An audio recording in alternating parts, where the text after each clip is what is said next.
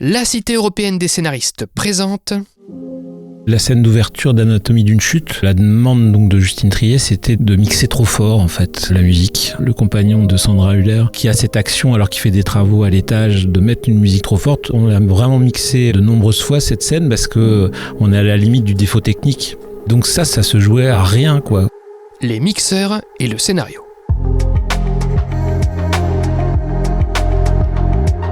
Salut, c'est Baptiste Rambaud. Un dimanche sur 4, j'ai le plaisir de discuter avec ceux pour qui le scénario est un outil de travail. Qu'ils soient techniciens ou employés de bureau, qu'ils interviennent en pré-prod, en prod ou en post-prod, à chaque métier son rapport particulier au texte. On peut distordre l'image avec le son, on peut choisir par le son ce que le spectateur ou la spectatrice doit sentir et où elle doit se placer dans cette image. Parce que sur un cadre fixe, on peut choisir de mettre le spectateur ou la spectatrice plus ou moins n'importe où. Est-ce qu'elle est dans son fauteuil ? Est-ce qu'elle est au niveau de la caméra ? Est-ce qu'elle est au fin fond du plan ? Est-ce qu'elle est avec les gens qui sont en train de se balader ? Est-ce qu'elle est dans la pièce d'à côté ? Leur métier, harmoniser l'ensemble des éléments sonores des films et des séries, dialogue, bruitage, musique et effets sonores, pour finaliser leur bande-son. Dans ce 49e numéro de l'émission, la parole est aux mixeurs et mixeuses. Quel est leur rapport au scénario ? À eux 5, mes invités du jour ont notamment travaillé sur les films Anatomie d'une chute, Le chant des forêts, Le mage du Kremlin, Amélie et la métaphysique des tubes, Les algues vertes, Planète B, Fucking Fred, Sauver ou périr, Jouer avec le feu, et sur les séries Dans l'ombre, Irma Vep, Tropique criminel, Engrenage ou encore Baron noir. Je les laisse se présenter et vous souhaite une bonne écoute en leur compagnie.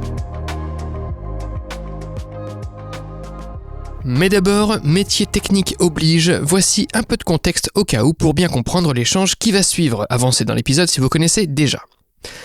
Une fois un film ou une série tourné, interviennent dans un premier temps donc les monteurs images ou monteurs tout court, reçus dans le premier épisode du podcast, qui proposent un premier assemblage des plans.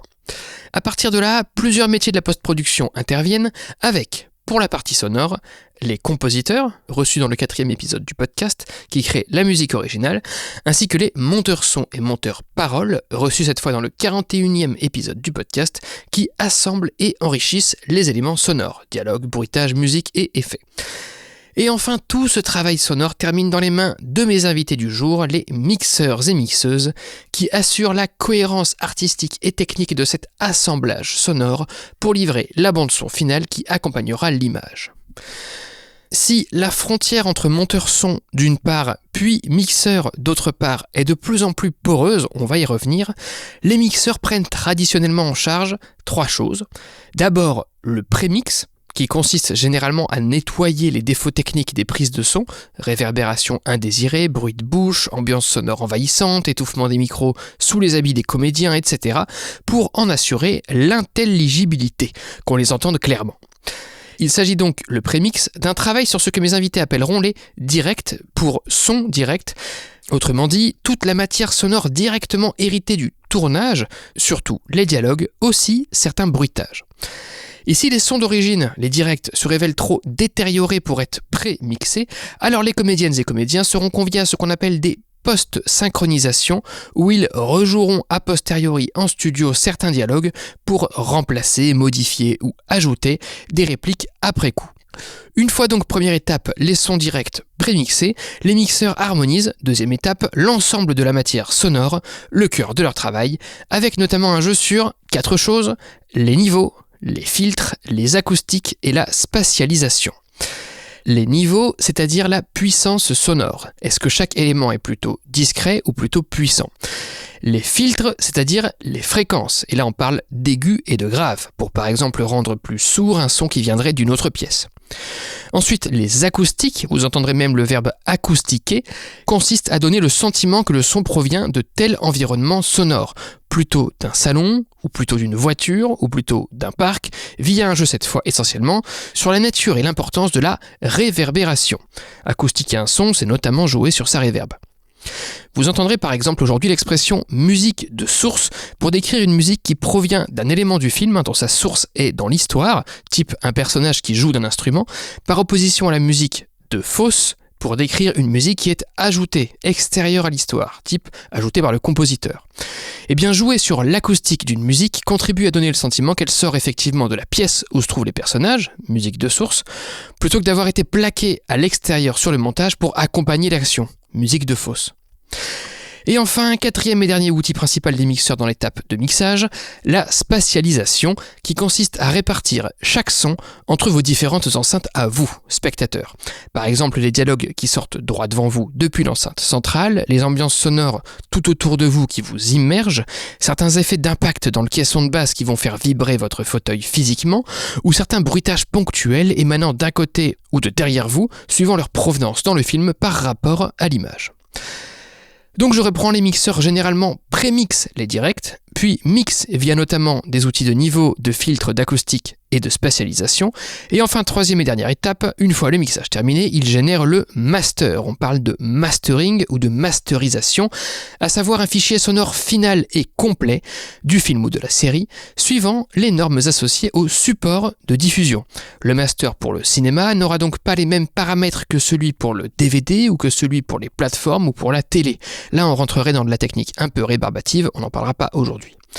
Enfin, je vous précise 2 notions en vrac que vous entendrez aujourd'hui. Sonothèque, il s'agit de bases de données de son, des bibliothèques numériques, mais de fichiers sonores, et projection de détermination, une projection du film ou de la série qui sert à déterminer, avec le réalisateur ou la réalisatrice, divers besoins de post-prod.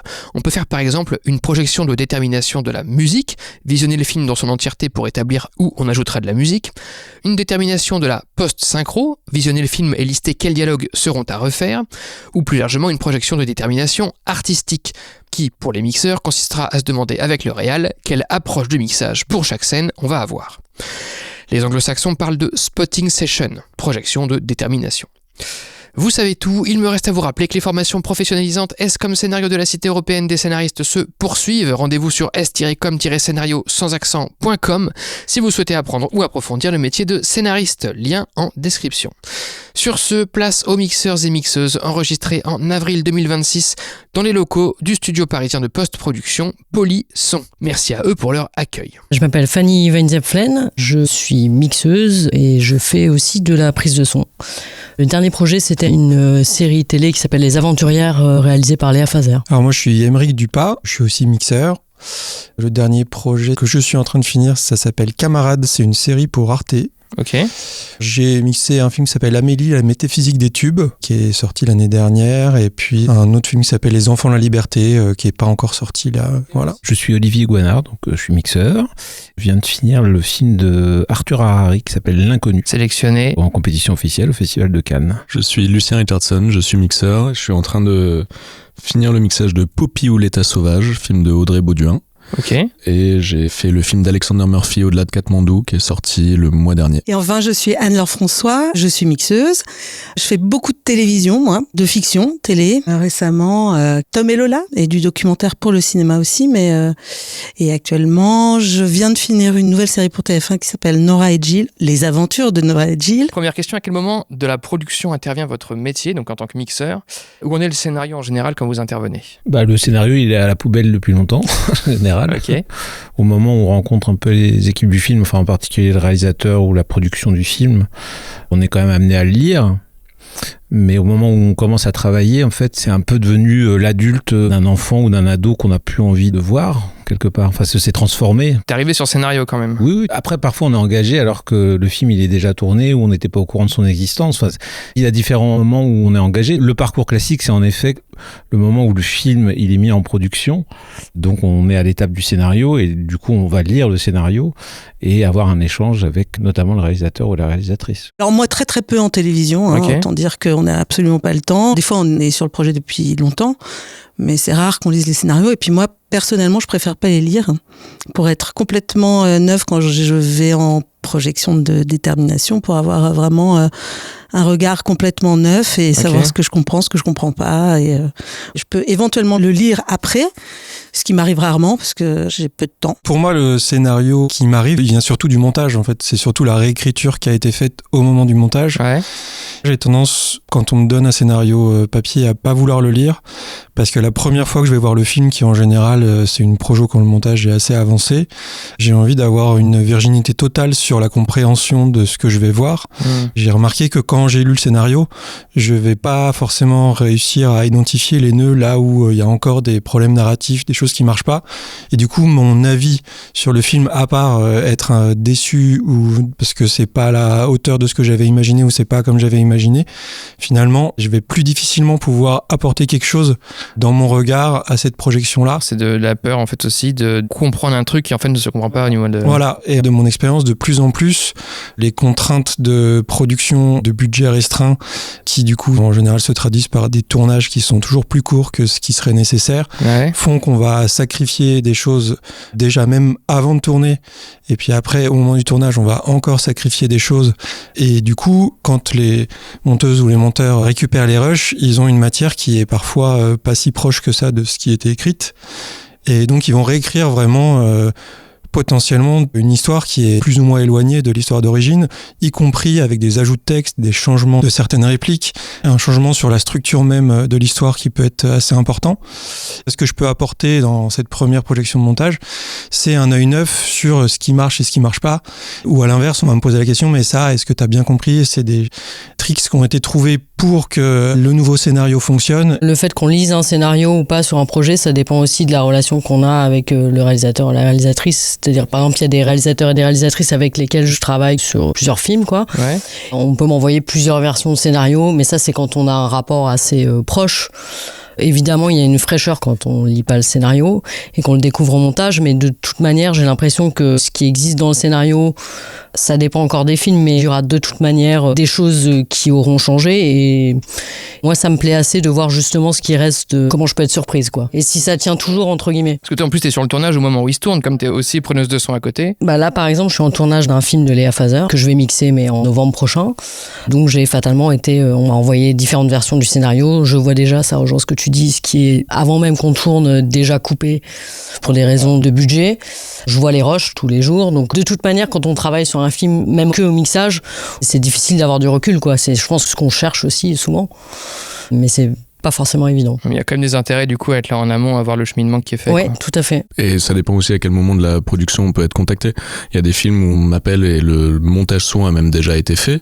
Donc dans tous les cas, là on dit est-ce que tu veux lire quelque chose? Je dis bah non, j'ai envie de regarder et entendre ce qui a été fait et justement avoir du recul, enfin cette possibilité d'apporter un regard et une oreille neuve sur comment est-ce que le son vient accentuer ou permettre certains tricks narratifs ou du moins la compréhension de ce qu'on a envie de faire passer dans le film, narrativement mais aussi émotionnellement. Et après il y a d'autres cas de figure, et là où je rejoins Fanny, où c'est souvent avec des réalisateurs ou des réalisatrices avec qui on travaille parfois sur plusieurs projets, où on va être appelé à, mais potentiellement même sur des films qu'on pourrait ne pas mixer ou qui vont peut-être pas se faire, mais ça m'est arrivé après le mix d'un film où on passe notre temps de mix au final à parler d'histoire, à parler de narration, à parler de comment est-ce qu'on traduit une information ou une émotion qu'a envie de faire passer la réalisatrice ou le réalisateur aux spectatrices, et de se dire ok, comment est-ce qu'on peut aider ça avec le son. On se rend compte que finalement on ne fait que parler d'intention et quasiment jamais de technique de son avec ces interlocuteurs-là, et du coup ça crée un rapport avec ces gens qui se retrouvent assez souvent dans la suite, et donc des gens avec qui j'ai pu travailler en mixage. Après, avant même le tournage du film d'après, on va parler de leur scénario. Je vais, comme tu disais, lire plusieurs versions, et même pas réellement pour parler de son, mais juste parce que t'as créé un lien, c'est intéressant. un lien de comment est-ce qu'on raconte une histoire. Et parfois, ça vient avec certaines questions de genre bon, bah là, j'aimerais bien essayer de faire ça avec du son, ou là, il va se passer quelque chose d'un peu chelou. Et alors là, je le décris de cette manière dans le scénario, mais c'est pas exactement ce que j'imagine. Bon, au final, la manière de mettre en son va tellement être changé par comment est-ce que ça va être écrit, comment est-ce que ça va être tourné, comment est-ce que ça va être joué, comment est-ce que ça va être monté et ensuite monté au son, que ça sert un peu à rien, j'ai trouvé, de faire des plans sur la comète, sur le mixage à ce moment-là, mais il y a vraiment un truc de rapport de conversation. Quand on a créé un lien avec quelqu'un une appétence commune en termes de narration et d'histoire qu'on a envie de raconter, mais pas vraiment sur des questions de son. Et ça se fait pas avec tout le monde. Et quelles sont les premières questions que vous vous posez du coup quand vous prenez connaissance de l'histoire sur laquelle vous allez bosser ou de la narration sur laquelle vous allez bosser en tant que mixeur? J'essaye le plus possible de me détacher de tout ce qui est technique et de tout ce qui est en rapport direct avec le mixage. Ok. Pour comprendre ce qui me touche dans cette histoire, si je la comprends. Et je pense que c'est vraiment dans un second temps que je vais me poser les questions pour pouvoir accompagner ce qui se raconte au mieux. La première question, en gros, c'est est-ce que je comprends tout simplement, en fait? Est-ce que je comprends et qu'est-ce que je ressens? Que je pense que c'est surtout ça qui est intéressant, ou le premier avis qu'on peut donner, c'est qu'est-ce que ça nous fait, non pas en tant que mixeur, mais en tant que spectateur. Ouais. Sur le scénario, c'est des gens qui travaillent des fois depuis des années sur les versions qu'on lit. Qui ont eu beaucoup de regards neufs avant le vôtre d'ailleurs, entre-temps. Voilà. Et du coup, si on peut apporter cette fraîcheur-là. Par contre, voilà, à part se dire, oulala, les directs, ça va être dur. En général, si on se dit ça, c'est que émotionnellement, ça va pas trop marcher. En tout cas, moi, je suis rarement dans des considérations techniques sur le premier visionnage. Je trouve qu'il y a un exercice assez marrant de dissonance cognitive qu'on essaye d'avoir, où on est spectateur d'abord, avant d'être mixeuse, et où après, on se dit, ok, je suis spectateur maintenant et comment est-ce que je vais ensuite changer les choses pour plaire plus aux spectateurs que je serai. Je trouve que c'est un exercice assez marrant de se dire ok, là ça me plaît, ça me touche, ça parle à mes émotions, comment est-ce que je peux accentuer ça pour que si j'avais vu la version d'après avant, je serais encore plus touché. Parce que si t'es touché par ce que tu vois, tu risques de fixer un truc en te disant bah c'est ça le film, et du coup comment tu peux toi te projeter dans le fait de faire un film par-dessus ce film? C'est vrai que c'est un peu particulier comme... Après il y a aussi quelque chose d'un peu terre à terre, mais qui est que le scénario quand on le reçoit, ça a été un petit peu l'objet sur papier qui a réussi à convaincre beaucoup de financiers, sur lequel tout le développement de la mise en production du film se fait. On peut pas avoir un rapport révolutionnaire à ce qu'on lit, c'est-à-dire que faut aussi être très rassurant et de comprendre en fait dans le scénario tout ce qu'on va pouvoir en tirer, mais on ne nous donne pas à lire un scénario pour intervenir. Oui, pour une consultation, disons, révolutionnaire, quoi. Si on se trompe d'objectif, ça peut être un peu déstabilisant, et je crois pas que de toute manière ce soit ce que cherche un réalisateur ou une réalisatrice quand on est sollicité pour lire un... Il y a peut-être plus d'enjeux quand tu regardes une version de montage, pour le coup. Largement, exactement. Là, on sait que maintenant, une fois que le film il a été tourné, il reste le montage d'image, on a une première version. On sait que tout ce qu'on va pouvoir dire va avoir un impact très concret sur la suite de l'existence du film, quoi. Si on reçoit un scénario alors que c'est le scénario qui part au tournage, je pense qu'effectivement dire ça me paraît pas terrible et peut-être pas la meilleure des idées. Ça va pas être très encourageant. Et toi, Anne-Laure, des choses à rajouter sur... J'ai quand même lu des scénarios, évidemment, quand j'ai fait certains longs métrages. J'en ai fait quelques-uns.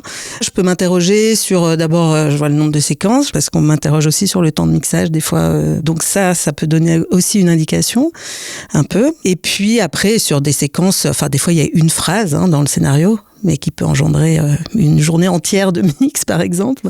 C'est intéressant quand tu parles, par exemple, du nombre de séquences ou de la durée qu'elles font, parce que c'est vrai que j'ai des fois eu des réponses qui sont très spécifiques de est-ce que c'est le jour ou la nuit pour les chefs-op? Je sais pas si quand vous recevez une histoire, vous vous dites tel type de scène, tel type d'histoire, tel type de situation repose plus sur vous, sur le travail de mix. Et ce qui d'ailleurs, ça m'a amené à ma question d'après, c'est finalement, c'est quoi votre terrain de jeu narratif à vous, mixeurs, par rapport aux autres métiers de la post-prod? L'un des enjeux très clairs du mix, je trouve, c'est quand on joue autour des niveaux de réalité.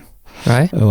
C'est-à-dire que ça, c'est vraiment une puissance qu'a le mixage, parce que ça nécessite vraiment d'avoir sous nos doigts, sous nos faders, toutes les strates sonores. Et c'est difficile de le faire avant, finalement, parce que c'est très sensuel. Enfin, tout ce qui est de l'ordre de la sensualité, en fait, ça, c'est au moins quelque chose qu'on arrive à bien bonifier, à mettre en valeur. Donc ça va être par exemple rêve versus réalité versus...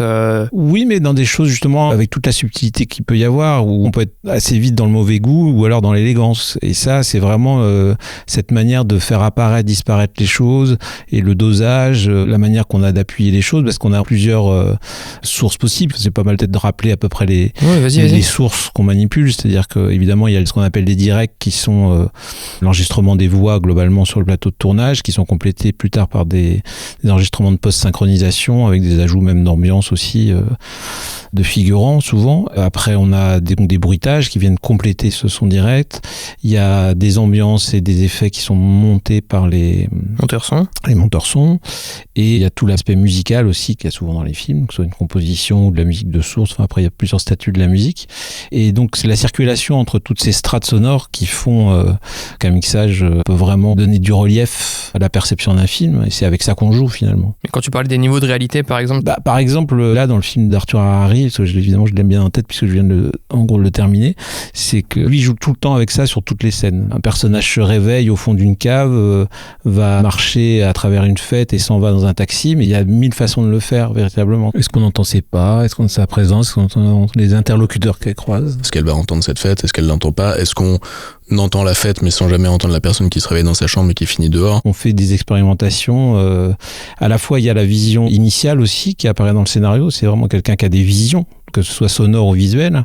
Elles sont tout à fait lisibles. Et puis, c'est quelqu'un qui, dans sa manière de travailler le scénario, une fois qu'il a fait son séquencier, la manière qu'il a de travailler ses scènes et donc de les écrire, et on le voit apparaître, et on discute avec lui, c'est penser à la mise en scène. Et le fait que la mise en scène apparaisse dans ses scénarios, ça se traduit par des choses très claires, comme quoi on voit par exemple une scène mais on n'en entend pas le son, et cette même scène se fige, et cette vision figée devient une photo dont on prend conscience dans une pièce. Donc ça, c'est la vision théorique dans laquelle il a ancré son scénario, il l'a tourné, il l'a monté, et ça arrive à notre niveau. Et alors, est-ce qu'on le garde ou pas? Est-ce qu'on explore autre chose? C'est le champ des possibles. Par rapport à ce que tu disais, Olivier, de différents états de réalité, moi, ce que je trouve aussi très intéressant, c'est de glisser d'un état à l'autre. Je trouve que le mixage, c'est le moment où on va justement réussir à passer d'un état de réalité à un autre par une transition qu'on va pouvoir choisir brutale ou à l'inverse progressive et invisible, et de ne plus savoir à quel moment on est vraiment dans quelle strate de réalité.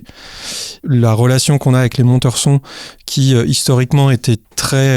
il y avait une barrière qui était très marquée parce que les monteurs son avaient des outils qui permettaient de faire uniquement du montage et les mixeurs avaient des outils qui permettaient uniquement de faire du mixage. Aujourd'hui, on travaille plus ou moins avec les mêmes outils et donc en fait, on va réceptionner au moment du mixage quelque chose qui est déjà très avancé, qui est déjà une proposition potentiellement assez marquée, mais justement sur lesquelles on va pouvoir aller, je trouve, soit plus loin dans ce qui est proposé et faire des glissements d'un état à l'autre de manière peut-être plus subtile ou en tout cas plus fine, ou alors on va décider de tout mettre par terre et puis proposer encore autre chose. Ça, c'est si on a encore un petit peu de temps, ce qui est malheureusement de moins en moins le cas. Donc du coup, ça rend votre travail moins exclusif peut-être qu'il était avant sur la narration, je me rends pas trop compte. Mais... En tout cas, ce qui est sûr, c'est qu'aujourd'hui, on est vraiment dans une logique de travail en équipe avec les monteurs son. Pendant longtemps, ça a été des métiers qui étaient hiérarchisés. Et je pense que c'était pas une bonne chose. Je pense qu'on en convient tous aujourd'hui que c'était pas une bonne chose. Et aujourd'hui, je trouve qu'il est difficile souvent de juger ce qui est de l'ordre de l'apport du mixage et ce qui est de l'ordre de l'apport du montage, tellement les deux sont imbriqués. Moi, j'ai l'impression quand même d'être un peu une interprète d'une partition, en fait, en mix. C'est-à-dire que le monteur son ou la monteuse son nous apporte son travail, qui est en effet tout à fait abouti, et je suis complètement d'accord sur le fait que la porosité entre le montage son et le mixage depuis quelques années est vraiment très importante, ouais. Mais nous, on est là un peu comme interprète, à la fois de ce que veut le réalisateur ou la réalisatrice, et puis en même temps de la partition que le monteur son ou la monteuse son nous apporte.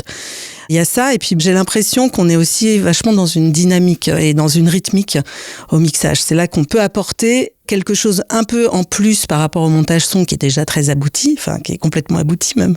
On va être plus sur une globalité, regarder un ensemble et jouer sur un rythme de film, c'est-à-dire créer des moments soit de calme ou de... Enfin, une dynamique en fait. Donc le montage son va être plus local et vous allez reprendre une vision d'avion en fait sur ce qui a été fait pour restructurer un peu... Ouais, aussi parce qu'on a tous les éléments vraiment sous les doigts, comme disait Olivier, et c'est vrai qu'à un moment donné, on est un peu dans le détail, là. On va rentrer vraiment dans une précision.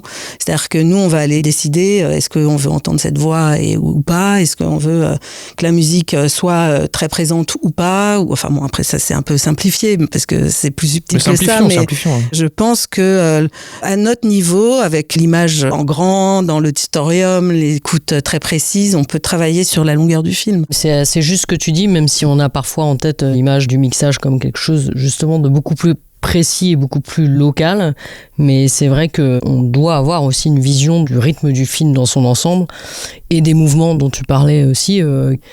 Avoir du recul sur des choses qu'on travaille localement, c'est déterminant. Oui, parce que votre boulot, vous êtes en bout de chaîne, c'est de livrer un tout, donc vous êtes ceux qui sont le plus sur l'ensemble, je pense. Ce qui est intéressant en miroir des scénaristes qui sont au début et qui sont des structureurs avant tout, qui sont aussi sur structurer des mouvements qui se suivent plus que la réplique après la réplique. Donc c'est vrai que c'est intéressant. On revient à la vision d'ensemble, en fait, on revient à ça à la fin. La vision d'ensemble et puis le fait qu'après nous, c'est fini. Ouais, c'est ça. Donc ça change tout. Ça peut aussi accumuler toutes les angoisses de on verra après. Il n'y a plus de on verra après. On peut pas dire on verra au mastering parce qu'on va pas changer la narration à ce moment-là. Du coup, c'est vrai que c'est un moment qui est très riche émotionnellement pour tout un tas de choses qui n'ont pas grand-chose à voir avec le film, mais comme la fin d'un processus qui a souvent été très très long pour... Ça peut être dur de lâcher aussi. T'as des auteurs des fois qui ont du mal à lâcher parce qu'en fait, il n'y aura plus l'étape après. Parce que c'est vraiment parfois des gens qui travaillent sur ce projet depuis 6 ans, 7 ans, voire même plus.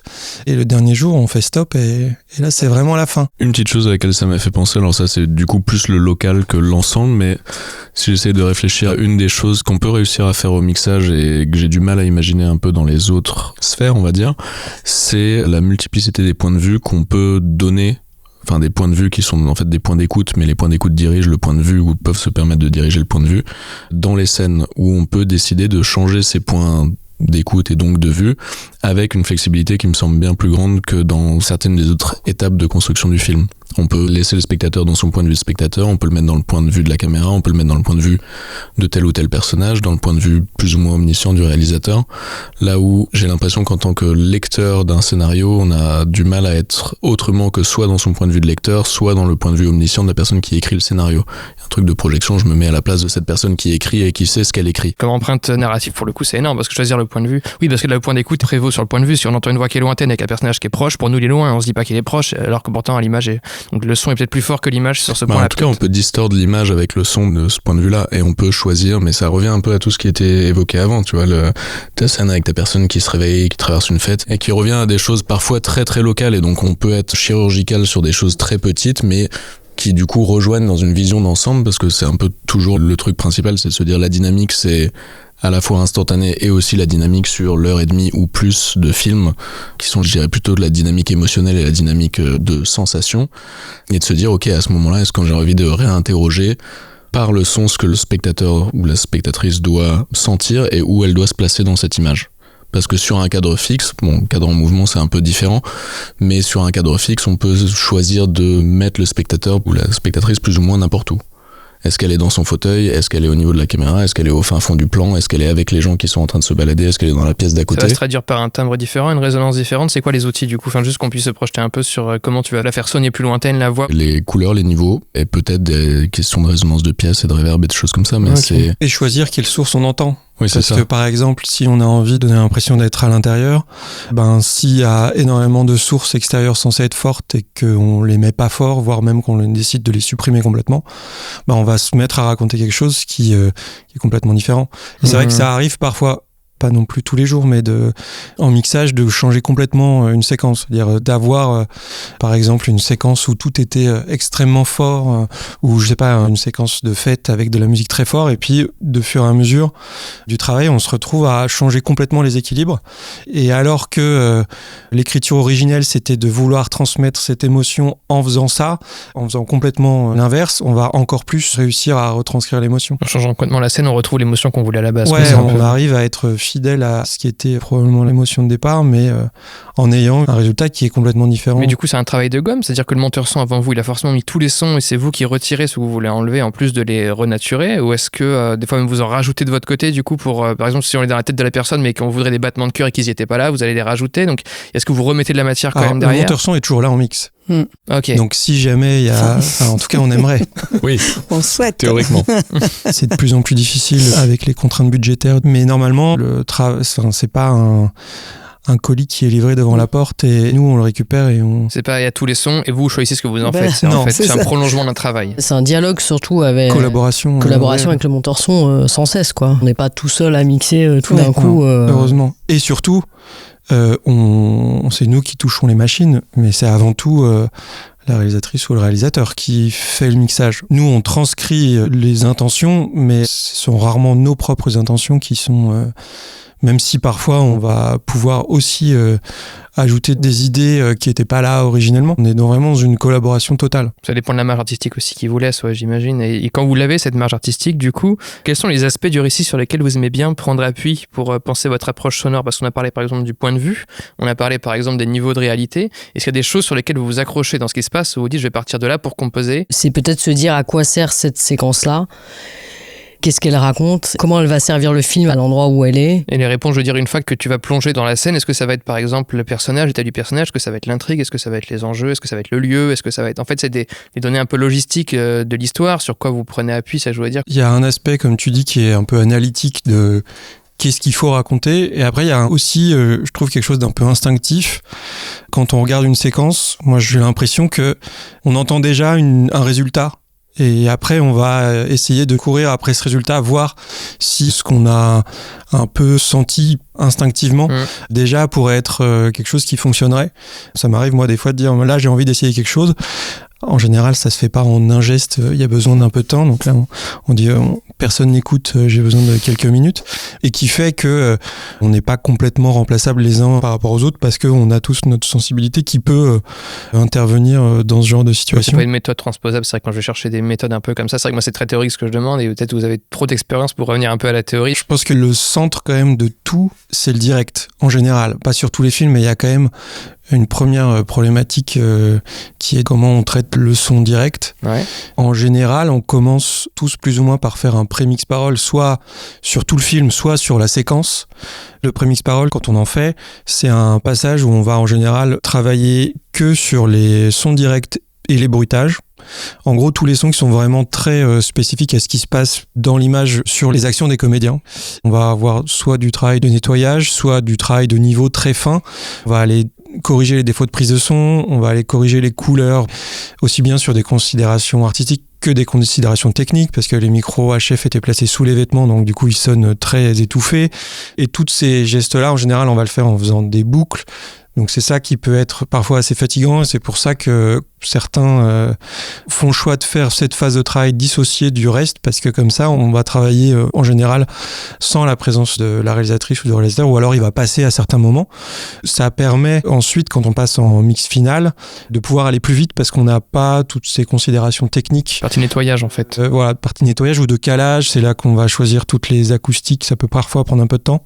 Donc s'il y aurait un truc un petit peu de méthodologique, souvent on commence quand même par se poser la question de qu'est-ce qu'il y a à faire sur ces directs et qu'est-ce que j'ai à en faire, et ensuite de quoi on a besoin autour. Je suis assez d'accord avec toi, c'est-à-dire que moi ma base c'est les directs. Au départ, je fais un prémix parole vraiment, même s'il y a peu de directs, enfin si c'est un film qui parle peu, qui est pas bavard, mais j'aime bien d'abord parce que je commence à m'approprier le film à ce moment-là aussi, au niveau des sons, parce que j'ai tous les autres sons à l'écoute, mais j'aime bien travailler la voix, parce que je trouve que c'est essentiel. Pour moi, c'est une sorte de colonne vertébrale, en fait, du film. S'il fallait hiérarchiser les pistes sonores, c'est celle qui compte le plus, en fait, en premier lieu, et après les autres viennent... En tout cas, pour commencer. Pour moi, pour rentrer dans le film et dans le travail, donc, ça veut dire aussi uniformiser les voix, faire en sorte qu'elles sonnent bien, qu'elles soient belles, aussi pour que chaque personnage prenne sa place dans l'histoire. En tout cas, c'est mon point de vue. Et puis, les acoustiquer éventuellement aussi, s'il y a besoin, ou ne pas les acoustiquer. Il y a des réalisateurs ou des réalisatrices qui détestent les acoustiques. Il y en a d'autres qui vont adorer ou qui vont avoir envie même de quelque chose qui va sortir, mettre soit beaucoup de réverb qui va redonner l'impression de l'espace sonore, soit au contraire de l'enfermer en fait plus et de pas remettre cette réverbération, de l'enlever. Okay. Ça, c'est des vrais choix aussi artistiques. Mais pour moi, la voix, ça donne une base. Et après, tout va se caler par rapport à ça. J'ai l'impression, moi, en tout cas. Pour illustrer ce que disait Anne-Laure, un exercice intéressant pour se rendre compte de ce que c'est que ce qu'on appelle la réverbération, c'est si quelqu'un te parle et que tu fermes les yeux, est-ce que tu peux savoir dans quelle pièce elle est ? Alors chez toi avec quelqu'un qui te parle depuis une autre pièce ou dans la même pièce que toi, qu'est-ce qui fait que tu vas reconnaître que quand cette personne te parle et que tu es dans la même pièce que cette personne, tu es dans le salon ou que tu es en extérieur ou que tu es dans une église ou autre? C'est toutes les infos liées à la voix mais en plus de la voix qui font que tu reconnais cet espace. Et c'est ça que nous on peut aller rajouter parce que souvent, tu pourras en parler peut-être plus Fanny, mais la réalité d'un tournage, c'est qu'on a des micros qui sont placés pour capter de la voix, mais qui sont généralement pas au même endroit que là où quelqu'un serait dans la pièce pour écouter cette voix. Là, on parle, on est à 3 mètres l'un de l'autre. Qui dépend d'une image aussi. Et qui dépend d'une image. La pièce n'étant peut-être pas celle qu'elle est censée être. En plus. Parce que si t'es en studio, c'est complètement différent. Ou alors, dans tous les cas, même si t'es pas en studio, c'est peut-être pas la pièce qu'on essaie de décrire dans la narration ou dans l'histoire du film. J'imagine que la plupart du temps, le travail, c'est de retirer toute la signature sonore pour en recréer une de zéro. Pas si on veut pas la changer. Si c'est bien, ouais, voilà. Ouais. Okay. Moi, pour le coup, je fonctionne pas du tout comme ça. C'est intéressant. Le prémix parole, moi, j'en fais pas, autant que faire se peut, parce que maintenant, du fait qu'on peut pas forcément être dans l'auditorium final dès le départ, on nous demande de prémixer dans des plus petits auditoriums et de terminer dans des plus grands, et souvent, moi, je refuse parce que je fonctionne pas comme ça. Par exemple, des directs, justement, quand je démarre une séquence, souvent, je pose plutôt le décor, c'est comme ça que je dis, avec les ambiances, et je vois dans quel décor les voix vont se poser aussi. Et donc, par exemple, je vais pas mixer et travailler ou corriger les voix de la même manière si je suis dans, je sais pas, un parc assez bruyant, et si je suis dans un intérieur. Donc si par exemple il y a, je sais pas, du souffle, du fait de la prise de son qu'on voudrait a priori nettoyer, et si je suis dans mon parc avec du vent, avec d'autres matières qui vont masquer ce souffle, je vais pas le nettoyer et perdre du temps à le nettoyer. Tu dis ça va pas jurer avec l'ambiance sonore. Il sera masqué ou intégré. Ok. Sauf que en fait, en général, moi en tout cas, j'ai souvent tous les sons quand même à l'écoute, quoi. Donc du coup, je me rends compte. Bien sûr. J'ai les musiques aussi. Donc ça me permet d'avoir forcément des fonds sonores qui me permettent de savoir dans quelle direction on va, évidemment, et pas sur-nettoyer des trucs qui vont... Mais un point de départ de réflexion pourrait être le décor, c'est-à-dire l'espace où on est, pour après remettre... moi, je pose le décor, je regarde toute la séquence et je me dis dans quoi on va être, et donc je mixe d'abord les ambiances. C'est lié à tellement de facteurs qui changent à chaque fois, je me laisse un peu porter par les événements finalement. On va par exemple avoir un réalisateur ou une réalisatrice qui va vouloir être là du début à la fin, par exemple, ça change tout, parce qu'on va essayer de pas lui imposer trop de choses techniques, par exemple, qui pourraient fatiguer son attention, le perdre. C'est un fil qu'on doit entretenir un peu en permanence. Ouais. Nous, notre relation entre le côté technicien et puis la réalisation. Après, peut y avoir ou non la présence des monteurs son, en effet, ça change la donne. Après, il y a le film qui s'y prête, qu'est-ce qui doit être mis en place pour comprendre vraiment les scènes, ça dépend du temps qu'on a. Enfin, il y a tellement de paramètres. Vous pouvez commencer un film, il y a une urgence à le mixer, et les musiques sont pas prêtes, par exemple. Donc, qu'est-ce qu'on fait? Ça n'arrive jamais. Ça n'arrive jamais. Et du coup, c'est quoi? C'est que tu remplis trop l'espace sonore, il n'y a plus de place pour la musique. C'est quoi le risque dans ce cas-là? Non, il n'y a pas de risque. C'est juste que, en fait, on perd du temps à expérimenter la réalité finale du film, au fond, parce qu'on se retrouve à mixer sans avoir un élément définitif. Donc, on peut aller vers une voie de garage ou quelque chose qui va se retourner contre nous, mais c'est à nous de prévoir ce qui va arriver, finalement. Okay. Après, on peut être dans un cas de figure très, très, cadré, mais en fait, c'est bien de les tordre. On reste sur la vision d'avion vis-à-vis du scénario. Est-ce que des fois, vous accompagnez des arcs narratifs globaux? Comment, au son, au mixage, on peut accompagner l'évolution d'un personnage, d'une relation, d'un décor? Comment ça peut se matérialiser? Ça va, je pense, se trouver quand on regarde plusieurs séquences, je sais pas, 20 minutes de film ou une demi-heure, et de voir si ce qu'on a peut-être mis en place fonctionne toujours 30 minutes après. On parle souvent d'ailleurs de la première bobine, donc qui sont les 20 premières minutes, qui est toujours celle sur laquelle, je suppose, peut-être vous aussi, on revient souvent beaucoup, parce que c'est le démarrage, quoi. Donc il y a des choses qui se mettent en place au fur et à mesure, qu'on trouve au fur et à mesure, et peut-être que quand on arrive à 1 heure de film, on revient au début et on se dit ça fonctionne plus ce qu'on a mis en place au départ. Ok, mais c'est plus à tâtons finalement, en avançant dans le film, que vous vous posez, vous réfléchissez tout et vous tentez une vision.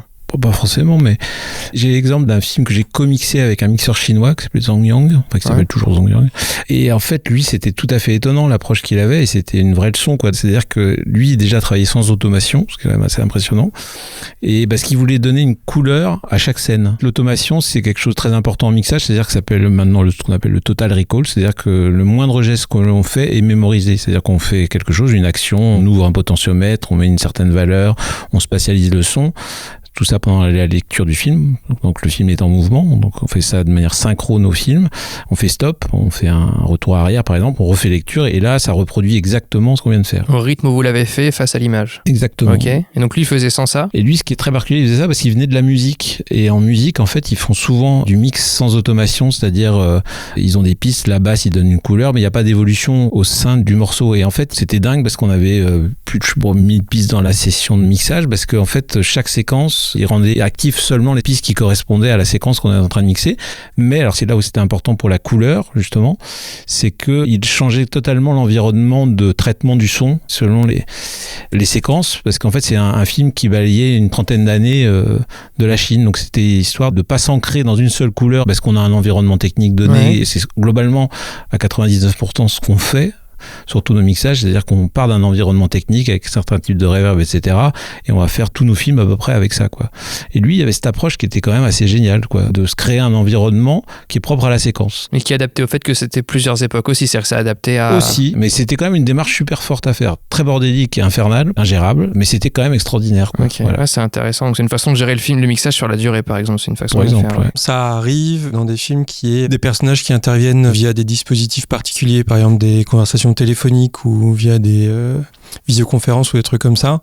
Dans ces cas-là, si ça revient de manière redondante dans le film, la vision du film en continuité, elle est indispensable parce que ça arrive très souvent d'être très content d'une séquence, de trouver que le rendu et que l'émotion procurée est la bonne, enfin qu'on a mis les curseurs au bon niveau. Ouais. Et puis quand on regarde le film en continuité, on se rend compte qu'en fait le dispositif est super fatigant ou alors qu'en fait il se met à raconter quelque chose qui est pas ce qu'on veut raconter. Je pense que c'est un truc qu'on apprend avec l'expérience, c'est que mixer un film, c'est un truc qui se fait en continuité.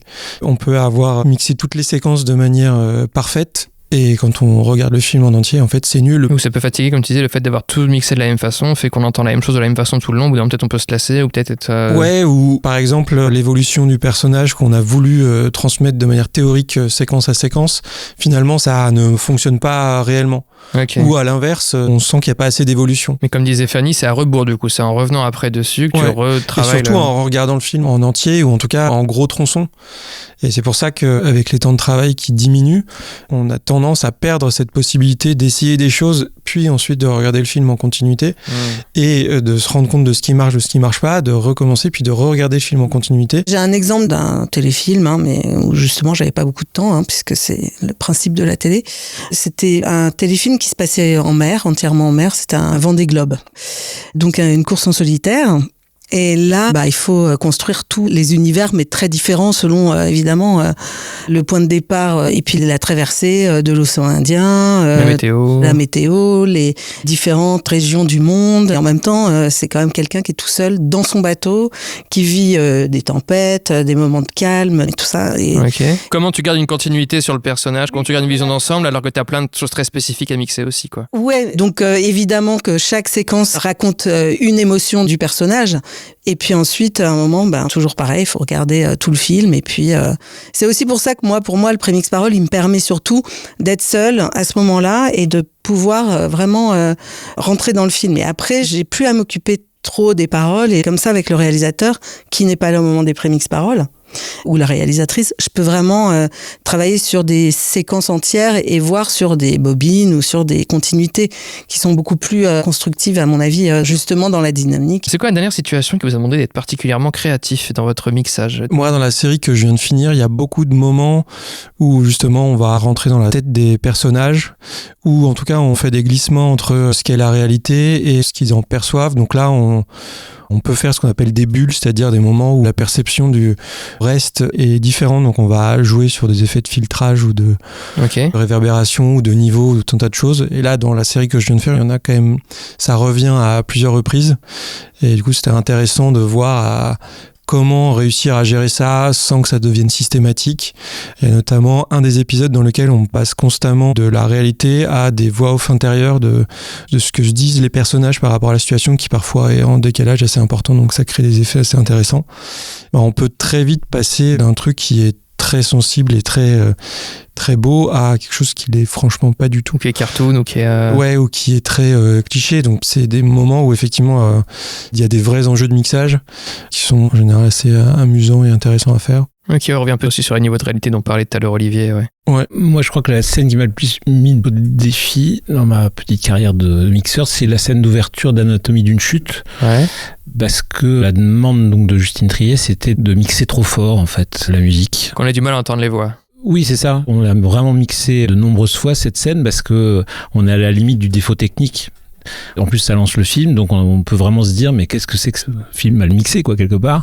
Donc ça se jouait à rien, quoi. Enfin, ça a été vraiment creusé, reconsidéré. Il fallait que ça accompagne vraiment la scène et le fait qu'il y a un effet de masque apporté par le son, qui donc, sans voir le compagnon de Sandra Hüller, qui a cette action alors qu'il fait des travaux à l'étage, de mettre une musique trop forte, rien que pour emmerder sa compagne qui est en train de draguer une étudiante, voilà.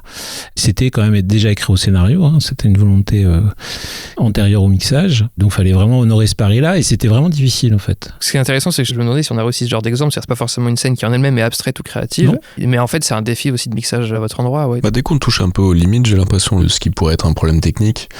Là, le film d'Alexander Murphy dont je parlais au début, c'est un film où il veut sentir le vent et c'est quelqu'un qui a gravi les montagnes au Népal pour accompagner ses personnages. C'est plus de l'ordre du documentaire, même si c'est très mis en scène comme de la fiction. Et là, particulièrement, il voulait ressentir avec ses oreilles dans un auditorium ou dans une salle de cinéma ce que physiquement il avait ressenti dans les montagnes à 5 ou 6 000 mètres d'altitude, en termes de pression atmosphérique sur son corps, mais en fait, il voulait retrouver des sensations qui se traduisent pas théoriquement que par le son. Il voulait ressentir aussi sa fatigue, sa faim, son manque d'oxygène. Et bon, c'est difficile dans un ciné dans le 15e arrondissement. Enfin, c'est... Et comment tu t'en es sorti alors ? En testant dans tous les sens, mais c'est faire et refaire et remixer des séquences. Et c'est aussi des choses de dynamique globale parce qu'il y a une question d'ascension et du coup de faire évoluer. Moi, je repère finalement un peu à ta question d'avant. Ouais, on y arrive. D'évoluer au cours de cette ascension, de voir comment est-ce que ce son peut changer, mais de jouer avec les éléments et de jouer du coup avec les limites. C'est-à-dire que moi, je peux pas lui faire ressentir de la fatigue ou de la douleur à l'estomac parce qu'il a faim, mais je peux me rapprocher de choses où on se demande si on est sur le point d'avoir mal aux oreilles et retirer juste à ce moment-là. Être toujours un peu sur la limite de qu'est-ce qui pourrait être perturbant, et ensuite choisir de dépasser cette limite ou ne pas, tout en ayant une responsabilité en tant que fin de chaîne de se dire ok, qu'est-ce qui va aussi être, j'ai envie de dire convenable, mais c'est pas un bon terme parce qu'on n'a pas envie d'être convenable, mais qu'est-ce qui va pas faire sortir non plus des spectateurs de la salle en allant voir un projectionniste pour dire y a pas un problème là avec la bande son Mais c'est une vraie question, ouais. Parce qu'à tous les niveaux, en fait, on veut secouer le spectateur pour montrer comment le personnage est secoué, mais ça peut se faire au mixage, ça peut se faire aussi avec la lumière qui va scintiller avec plein de choses. Et en fait, à un moment, tu te dis oui, mais à quel moment là on se tire une balle dans le pied du film parce que du coup, on fait fuir le spectateur alors qu'on voulait le mettre dans les pieds de. Et c'est vrai que vous aussi, vous pouvez avoir ces situations-là qui se posent au mixage. J'avais pas pensé. Toi, Anne-Laure, t'as une scène qui te revient ou un film ou une série ? Je pense à un film, un documentaire qui s'appelle Au bord du monde et qui est un documentaire sur les SDF à Paris. Ouais. Et où le réalisateur Klaus Drexel a voulu vraiment isoler les personnages. Enfin, tout a été tourné sur un an, sur 4 saisons et de nuit. Enfin, en tout cas, c'était le parti pris du montage parce qu'ils ont tourné aussi de jour, mais au montage, ils ont monté que les scènes de nuit.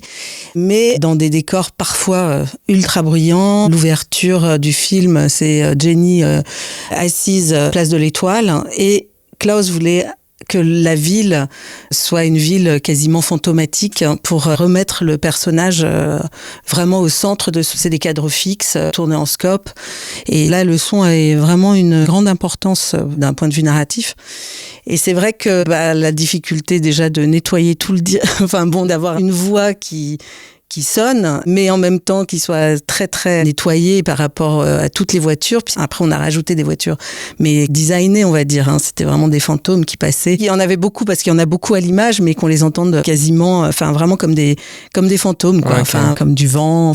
Rendre toute la force de tous ces personnages qui témoignent face caméra sur des plans fixes, ça leur donne une puissance vraiment énorme. Et Klaus, en plus, il adore le son, donc on s'amuse à chaque fois. Fanny, toi, t'as un souvenir qui te revient ou pas ? Une séquence, mais je saurais pas dire rétrospectivement pourquoi c'était particulièrement difficile. C'est un film chinois que j'ai mixé il y a quelques années, qui s'appelle Brief History of a Family. Il y avait une séquence de rêve. Bon, alors peut-être que c'est juste parce que c'est un rêve, c'est particulièrement compliqué parce que je pense aussi que les rêves sont de l'ordre de l'intime, donc je pense que ce qu'avait en tête le réalisateur, il l'avait lui, mais nous on n'arrivait pas à le percevoir. C'était dans une forêt, il y a 2 personnages qui déambulent et il y avait énormément de matière du montage son, beaucoup d'ambiance. À un moment donné, on n'y arrivait tellement pas. C'est lui qui a proposé ça et j'ai trouvé ça très judicieux.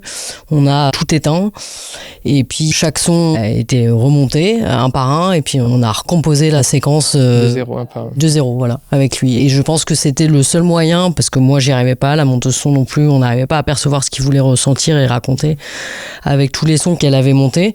Et je pense lui le seul à pouvoir organiser l'apparition de ces sons et la manière dont ils surgissaient. Mais c'est comme ce que font aussi les chefs-op quand ils ont 15 sources lumineuses et qu'ils sont perdus dans leurs pensées, ils les éteignent les unes après les autres pour voir à quel moment ça se remet à marcher quand on rééteint tout ce qu'on a mis, et c'est un peu le chemin inverse à refaire, quoi. Vous travaillez donc sur différentes pistes son, vous avez dit tout à l'heure. Est-ce qu'il y a des réconciliations assez souvent à faire entre telle ou telle piste, ou des dilemmes entre telle ou telle piste que vous avez, entre donc, je sais pas, les bruitages et les dialogues ou la musique? Alors peut-être faut plutôt dire entre une couche et l'autre, parce que les pistes, souvent quand on parle des bruitages par exemple, ça va déjà être une cinquantaine ou même une centaine de pistes. Okay. Dans le son, il y a ce qu'on appelle les phénomènes de masque, c'est-à-dire si on a un son qui a un certain niveau, il va masquer les sons qu'il y a autour, un peu comme si on avait une lampe torche et qu'on le pointait vers vos yeux. D'un seul coup, on voit plus du tout ce qu'il y a autour. Au niveau du son, c'est pareil. Un son qui va être fort, il va avoir tendance à invisibiliser les sons qu'il y a autour. Donc, on a souvent des situations dans lesquelles on va avoir, par exemple, une musique qui est forte et quelqu'un qui va nous demander derrière sur le canapé, je voudrais entendre aussi le reste. Du coup, on remonte le reste et puis là, la musique est plus assez forte. Donc, on va des fois avoir des problèmes justement par rapport à ces phénomènes de masque, de devoir hiérarchiser, paradoxalement mettre des choses moins fortes pour les ressentir plus fortes, ou en tout cas venir créer de l'espace, soit en jouant sur les fréquences, soit en jouant sur la dynamique au fur et à mesure de la séquence justement. Donc sur les fréquences, il rendre un son plus grave pour que l'autre plus aigu ressorte mieux, par exemple. Enlever par exemple des graves dans un son pour plus entendre le grave d'un autre, ou des choses comme ça.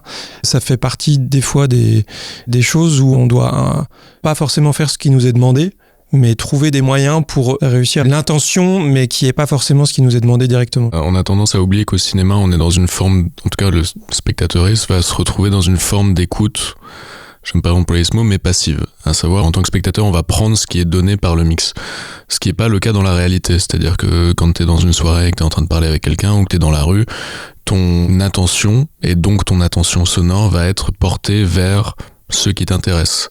La raison pour laquelle on peut entendre quelqu'un parler en soirée quand on a, 40 personnes qui sont en train de beugler autour de nous, évidemment, il y a tout un tas de cues visuels aussi, on lit sur les lèvres et des choses comme ça, mais c'est aussi, au-delà de la concentration, c'est une forme de filtre que le cerveau... focalisation sonore. Voilà, une forme de focalisation qui se passe naturellement dans ton cerveau en fonction de la focalisation de ton attention.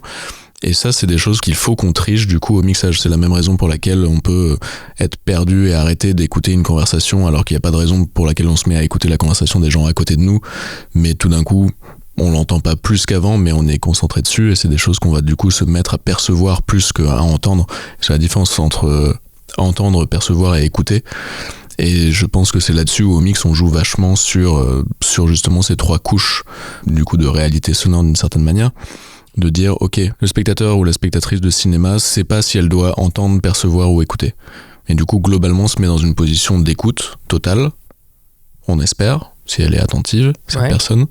Et du coup, il n'y a plus de question de filtre. Et le filtre, c'est le mixeur ou la mixeuse qui doit le faire pour le film, pour l'histoire.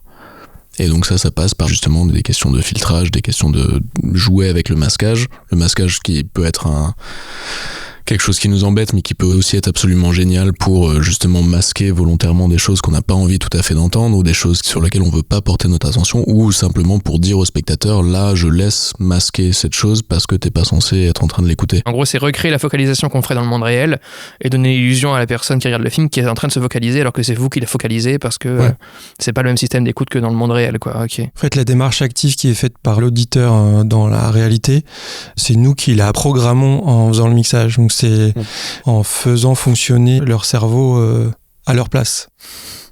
D'où le fait que ce soit si confortable de voir un film ou une série des fois d'ailleurs. Après, il y a aussi quelques contre-exemples. C'est là où souvent, d'ailleurs, je trouve que ça donne des mixages intéressants. C'est quand on rend le spectateur actif ou qu'il l'est de par la nature même du film, et c'est souvent lié au fait que le son sur ces films-là a un enjeu justement narratif, dramaturgique, qu'on peut retrouver dans les films de Bresson par exemple, mais par exemple, avec le film de Vincent Munier, Le Chant des forêts, c'était vraiment intéressant de voir à quel point on rendait le spectateur actif de par la création de la bande son, quoi, et d'essayer de recréer cette position dite de l'affût, c'est-à-dire le fait d'être caché dans la nature et puis d'attendre l'apparition des bêtes. donc qui dure souvent très longtemps. Et en fait, le contact avec le son des bêtes passe par le son, en fait, bien plus que par le visuel. Donc là, c'était une chance forcément d'explorer ça. Par exemple, c'est donner les indices mais insuffisants pour qu'on essaie de se concentrer pour en avoir plus. Ça se matérialise comment en fait dans ton travail du coup ? En fait, c'est ça, c'est-à-dire qu'on donne pas tout, on donne les choses petit à petit, on crée quelque part de l'impatience, mais aussi de la patience. Enfin, c'est une manière de ralentir. On le voit, je trouve, quand on diffuse ce film, l'attitude des spectateurs, il y a comme un ralentissement de la pulsation cardiaque. C'est vrai, c'est assez impressionnant. En tout cas, ça m'a fasciné. C'est pas quelque chose que j'ai précédé pendant qu'on faisait le film, mais à le diffuser avec du public, c'est ça, j'ai vraiment pu le constater, quoi, qu'il y a un apaisement qui est venu vraiment intéresser les spectateurs, au fond, sans qu'ils le sachent forcément, mais un phénomène de silence aussi, on est capable de mesurer la qualité du silence d'écoute, et là, tout d'un coup, on sentait qu'il basculait dans cette faculté extraordinaire qu'on a, qui est centrée autour de l'écoute, quoi. Qui est de plus en plus difficile d'avoir attention des spectateurs. Bon, au cinéma, c'est plus simple, mais je veux dire, c'est quand même de plus en plus difficile de l'avoir, et donc réussir à le travailler au son, de différencier un silence d'écoute d'un silence, par exemple, d'ennui ou de choses comme ça. C'est vrai qu'on entend souvent ça aussi dans les personnes qui voient des films, de dire on entend l'émotion parce que tout le monde s'est tu. C'est vraiment, je trouve, un des enjeux formidables du cinéma, c'est de se retirer quelque part, pas d'un point de vue affectif, mais c'est juste dans sa présence. Et ce qui est très agréable, c'est quand on a les bruits de popcorn ou la présence des gens qui est vraiment perturbante, mais quand on arrive à la fois collectivement tout cela, mais totalement absent, là il y a un phénomène qui se crée, quoi. Est-ce qu'il y a d'autres choses qui deviennent sur par exemple, moi les monteurs son, ils me disaient qu'ils passaient leur vie à se talomer entre les dialogues parce qu'ils savaient que le dialogue primera, et donc eux leur jeu c'est de trouver où ils peuvent mettre du son qui ne sautera pas au mixage, en gros. C'était parce qu'ils savaient que derrière,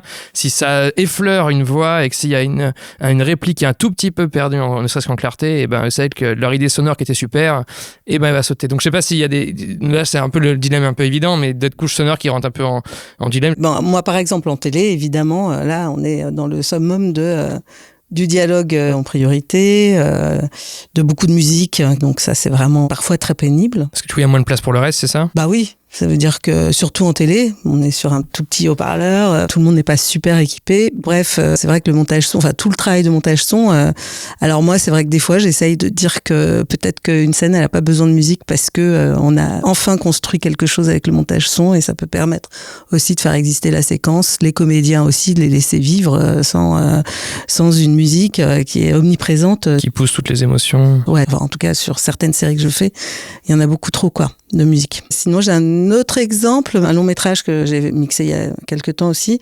Le film c'est Sauver ou périr. On a fait un premier mixage. Sur la copie de travail, on a toujours eu une musique, surtout le début du film, les 2 premières bobines.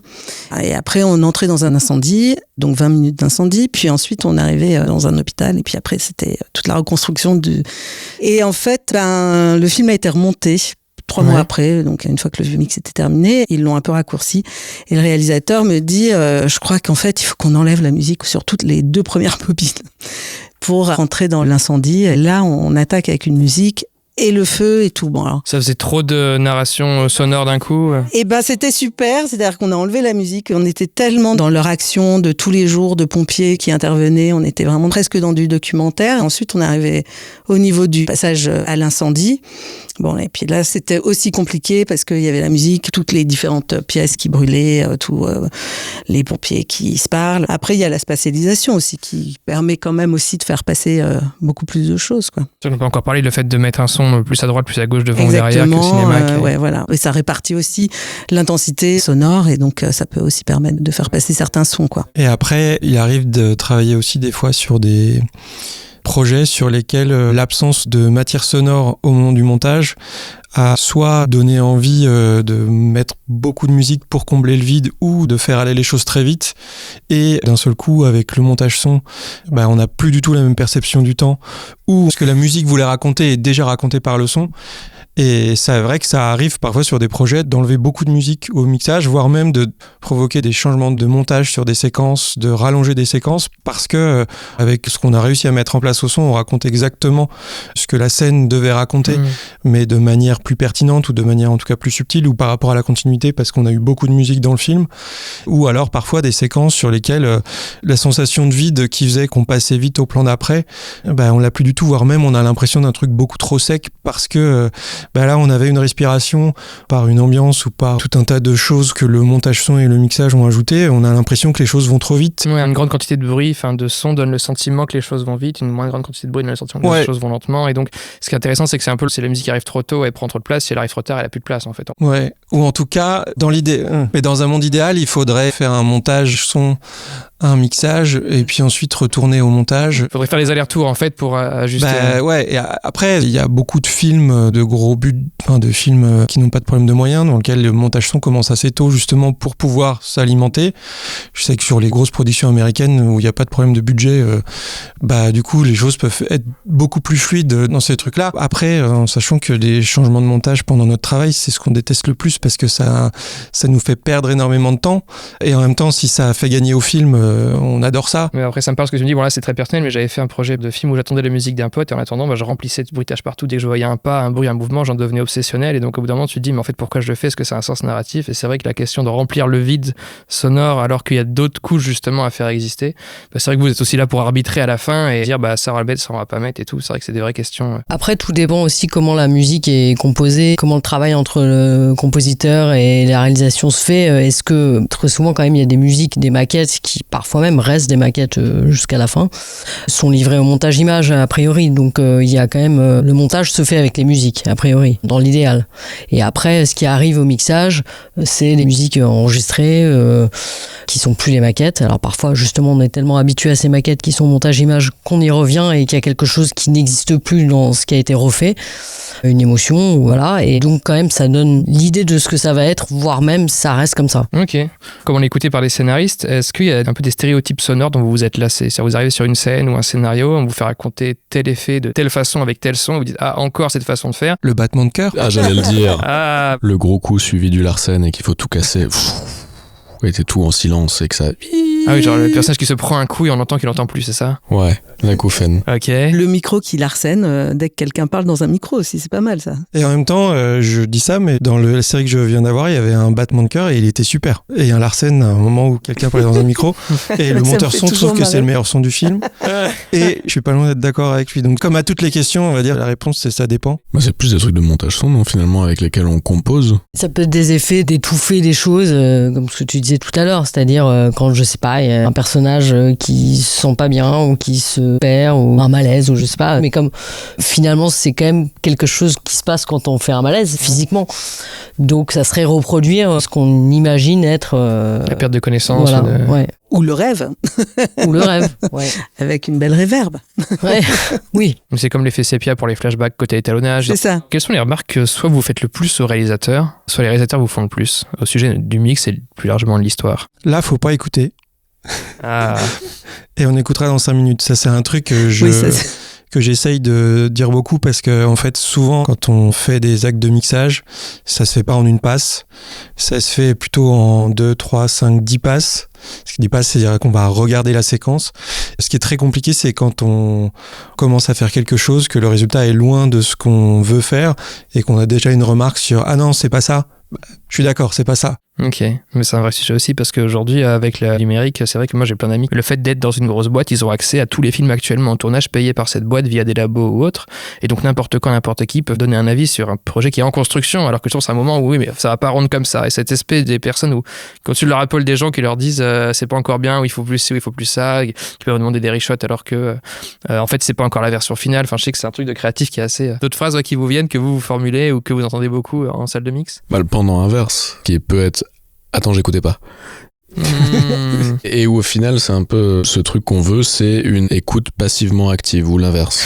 Je pense qu'il y a une espèce d'attention où on veut que quelqu'un puisse être plus ou moins à l'affût mais sans écouter dans le détail, en nous laissant travailler. Et en même temps, si à un moment donné on a besoin d'un avis, que cette personne puisse donner cet avis. Mais je pensais que c'était un truc positif dans le sens où s'il a pas entendu, c'est qu'on a réussi, dans le sens c'est qu'on n'entend pas les faits, mais non, c'était pas juste le fait qu'il était pas attentif en fait. Parfois. Ouais. Et parfois on n'a pas le temps de le regarder pour la 42e fois. C'est ce qui est le plus dur à gérer, cette attention, cette présence dans l'idéal. Moi je préfère que le réalisateur ou la réalisatrice soit là tout le temps. Ouais. Parce que parfois il arrive qu'on commence à construire des choses et que même si c'est en effet pas abouti, mais lui il va savoir qu'on va quand même dans une direction qui n'est absolument pas la bonne. Il faut un dialogue, que ça soit avec le monteur son, que ça soit avec le réalisateur ou la réalisatrice. ou plus, ou le monteuse image qui passe quand même régulièrement en mixage. Il y a ce temps d'écoute qui est nécessaire. Mais le risque, c'est que l'attention s'épuise à force de réécouter les mêmes choses en boucle, ou que la personne soit peut-être un peu passive vu que c'est vous qui êtes sur les machines et que l'autre c'est pour ça, c'est ce que tu disais, Olivier, quand les autres sont là, en dehors du monteur son, monteuse son, il faut parfois laisser des choses très techniques de côté qu'on reprendra plus tard pour avancer sur, je dirais, plus de l'ensemble, quoi. Ok, le reste, vous pourrez le faire tout seul à côté. Olivier, toi, des phrases qui te viennent, que tu entends ou que tu formules beaucoup? Bon, des phrases, je sais pas, mais par exemple, avec Justine Triet, c'était drôle que sur Anatomie d'une chute, l'expérience qu'elle me faisait vivre en tant que mixeur, c'est-à-dire qu'elle semble l'avoir dit à l'avance, mais en fait, on mixait par exemple une scène en faisant play, puis on mixe différents éléments. Et là, elle se lève du canapé derrière moi et elle me dit, ce sera la version def. Tu ne retouches plus jamais. Enfin, voilà. Et ça, une fois que tu sais ça, donc à chaque passe de mix, ça peut être la dernière et tu n'auras pas le droit d'y toucher. Bah, ça, c'est rare comme situation. Et qu'une réalisatrice ou un réalisateur te mette dans cette situation, ça existe quasiment jamais. Mais ça crée quelque chose. C'est intéressant. Ça crée une sacrée tension. C'est comme au tournage quand ils ont genre une prise ou des choses comme ça, c'est que tu te dis ok, donc c'est pas mal. En tout cas, on sent évidemment qu'elle me laisse se faire plein d'essais, etc. Mais si jamais il y a une alchimie qui lui a plu et qu'elle veut en créer, on n'y touchera jamais. Ça évite les remises en question éternelles sur une même scène aussi, c'est pratique. C'est pratique. Toi, Anne-Laure, des choses qui te viennent, des phrases qui viennent souvent ou... Il y a le fameux c'était mieux dans la vide. Enfin. Voilà, qui fait toujours plaisir à entendre. Aïe. Pour ceux d'entre vous qui n'ont pas la ref, l'Avid est le logiciel Avid, à savoir un logiciel de référence avec lequel on monte dans un premier temps les films et les séries, et qui n'est pas le même que celui avec lesquels les mixeurs travailleront ensuite. Donc, ça sonnait mieux dans l'Avid signifie « je préférais le son quand on venait de l'ajouter au montage initial, plutôt que maintenant qu'il est retravaillé au mixage ». Aussi parce que d'un coup, on est dans une écoute hyper précise, très détaillée, avec beaucoup plus de sons, avec un direct qui a été retravaillé, et là, ah ouais, c'était ça, bon. C'est le fait de réaliser ce qu'on a vraiment, quoi. Ouais, mais parce qu'en fait, ils ont un souvenir. Ils cherchent quelque chose, en fait. Exactement. Et il y a quelque chose que je comprends complètement, hein. C'est aussi qu'il y a quelque chose de très brut qui sort de la vide et avec déjà des vraies intentions données par le montage de son, hein, aussi, que ce soit musique, même avec des montages sons que les monteurs sons ont pu apporter aussi. Et qui, potentiellement, ne réarrivent plus à l'arrivée dans l'auditorium parce que, voilà, il manque quelque chose de plus brut, quoi. Donc on essaye de retrouver ça et puis on y arrive. Après, il arrive qu'on ait perdu totalement la séquence. Aussi, ouais, complètement. Ouais. Parfois, à force de vouloir trop bien faire, trop nettoyer. Ouais. Moi, je sais que j'écoute beaucoup la copie de travail avant de commencer parce que ça me donne quand même des intentions, même si je vais pas copier. Ouais. Mais je sais que pour le réalisateur ou la réalisatrice, c'est important. C'est intéressant parce que trop peaufiné, on peut perdre la vie du coup de la scène, quoi. Exactement, c'est un peu ça, ouais. Ça m'est arrivé de récupérer un film qui avait été beaucoup trop nettoyé et la réalisatrice reconnaissait plus du tout son film. Et donc, elle me dit, non mais c'est horrible, il respire plus. Ah oui, je vois. On est reparti de zéro. J'ai dit, je vais même pas écouter. Puis... T'as parlé tout à l'heure, Aymeric, du fait que vous soyez les derniers à pouvoir sauver des choses. Qu'est-ce qui retombe finalement sur vous à chaque fois à la fin et qu'est-ce que vous pouvez sauver effectivement et qu'est-ce que vous ne pouvez pas sauver en général? J'ai pas dit qu'on était les derniers à pouvoir sauver, j'ai dit qu'il y aurait personne d'autre après nous. Après, est-ce qu'on peut sauver des choses? Ça, j'en suis pas sûr. C'est quelque chose qu'on peut faire sur quelques scènes. D'ailleurs, c'est assez fascinant à faire parce que le son a sa part de magie et on peut l'exercer. Ouais. Mais si on nous demande d'être magicien tout le film, ça marche pas en fait. C'est plus une question de quantité de scènes que de nature de scène. Il n'y a pas de nature de demande qui se gère et d'autres qui se gèrent pas, par exemple. Il y a forcément des scènes qu'on peut sûrement pas sauver, mais en tout cas, il y a un paquet de scènes qu'on a sauvées quand même. Voilà. Il y a des scènes qui n'ont jamais vraiment marché et au mix, on trouve quelque chose qui fait que ce que tout le monde avait en tête et qui jusque-là marchait pas, d'un seul coup se met à fonctionner. Je vous trouve très optimiste. J'ai l'impression qu'il y a un problème qui est là au scénario. Il persiste au tournage, il persiste au montage et puis jusqu'au mixage. Et puis quand ça marche pas, ça marche pas. Après, ça pourrait être de l'ordre du technique où on peut sauver des choses. Je dirais par exemple une prise de son très mauvaise, donc une incompréhension de la séquence liée à ça. Peut-être qu'avec des post-synchro miraculeuses et miraculeusement intégrées, on arrivera à quelque chose. Parce que le montage son, par exemple, il me disait, je sais pas, une réplique où le jeu marche pas, et on met un bruit pour faire croire que ça a distrait le comédien. Du coup, c'est plus du mauvais jeu, c'est quelqu'un qui était distrait par autre chose et d'un seul coup, ça faisait fonctionner. Enfin, on me parlait de trucs comme ça. Enfin, moi, je sais que ça peut arriver, mais c'est un comédien qui va toujours ouvrir toutes ces phrases et le réalisateur ou la réalisatrice va me dire c'est horrible, il a toujours ces phrases ouvertes. Ouais. C'est-à-dire en l'air tout le temps comme ça. Il termine pas, ouais. Il se demande si on peut le modifier Bon, ça peut être en montage son aussi, en montage parole, mais c'est vrai qu'avec quelques outils, on arrive un peu à changer un peu Vous changez des fois les inflexions de voix, ouais. Ouais. Une personne qui est interrogative, vous pouvez la rendre exclamative, par exemple, un truc que je pouvais faire, par exemple. Pas à ce point-là, quand même. La limite de ce qu'on voit sur le visage, quoi. Dans la limite du raisonnable, mais bon, voilà, c'est des petites choses, c'est vraiment...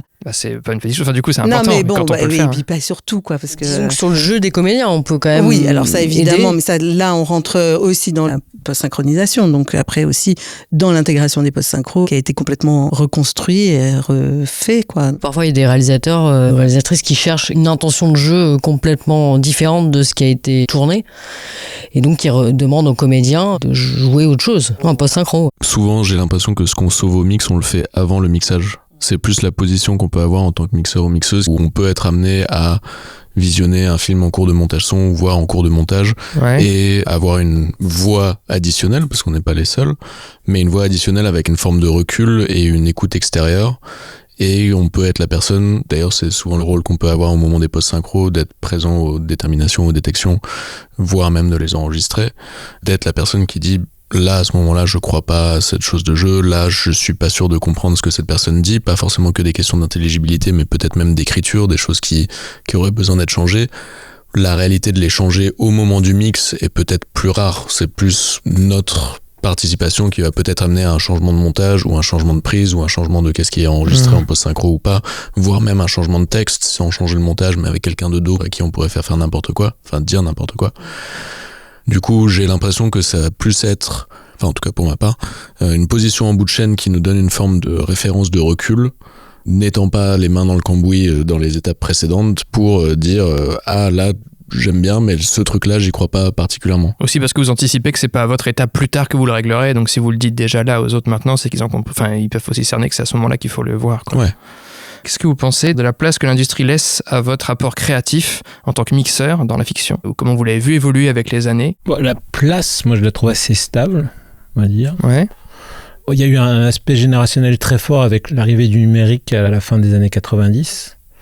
Parce que jusque-là, en fait, le mixeur avait une position, vraiment entre guillemets, un peu de dieu.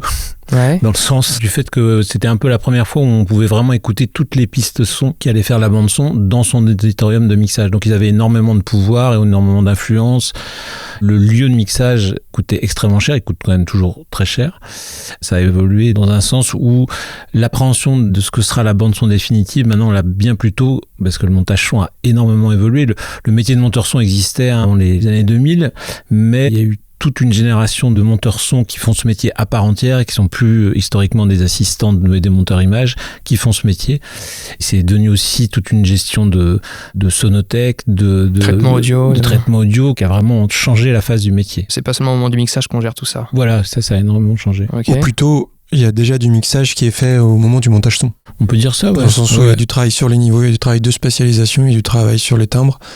Donc on peut dire que le mixage il commence beaucoup plus tôt. Mais après ce qui est incroyable c'est qu'il y a eu sans doute une sorte d'appréhension d'ailleurs des mixeurs à l'époque de se dire les monteurs son vont devenir des mixeurs. Mais en fait on est très très loin de ça parce que finalement d'abord on manque, de toute façon les temps pour tous les corps de métier sont énormément réduits.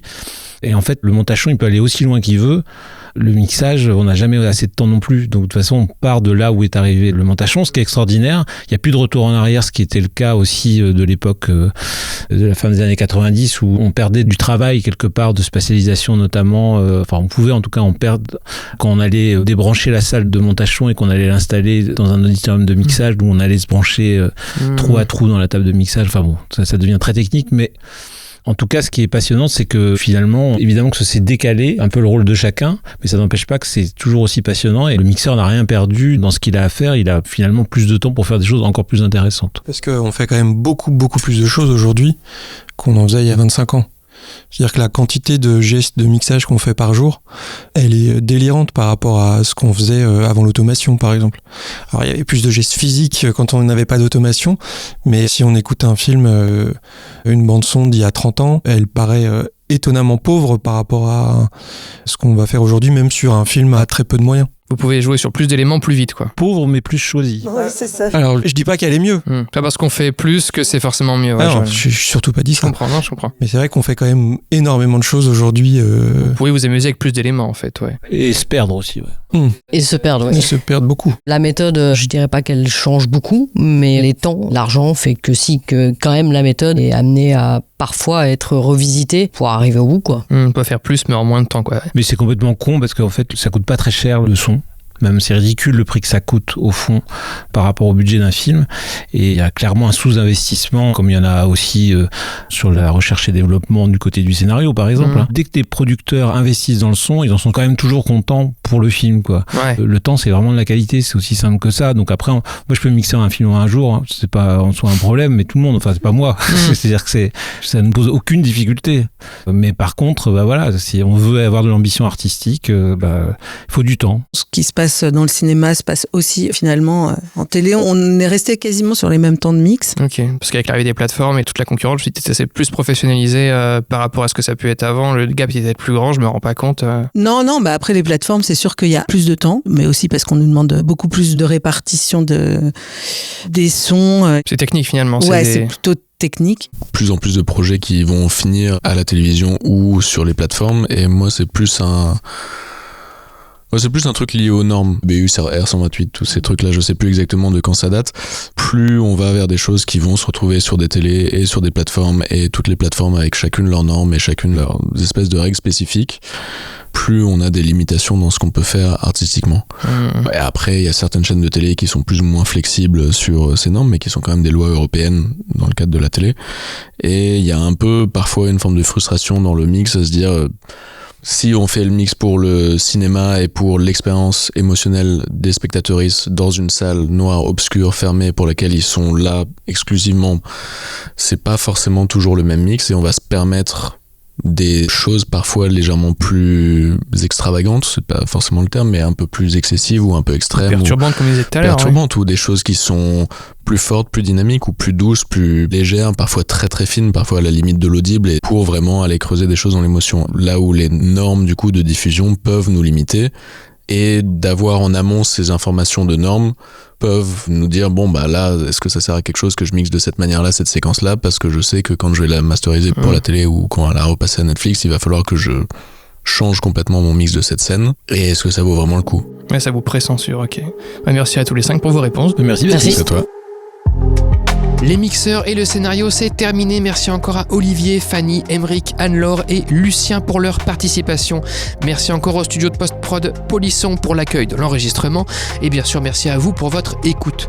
Abonnez-vous au podcast pour ne manquer aucun épisode. Partagez-le autour de vous s'il vous a plu. Et pour le soutenir, je vous invite à laisser 5 étoiles sur Apple Podcast et sur Spotify, s'il vous plaît. Et le scénario est une émission proposée et montée par moi-même qui vous donne rendez-vous dans 4 semaines pour le prochain numéro. D'ici là, n'oublions pas, le scénario n'est pas une œuvre d'art, mais une invitation à collaborer sur une œuvre d'art. Paul Schrader. À bientôt.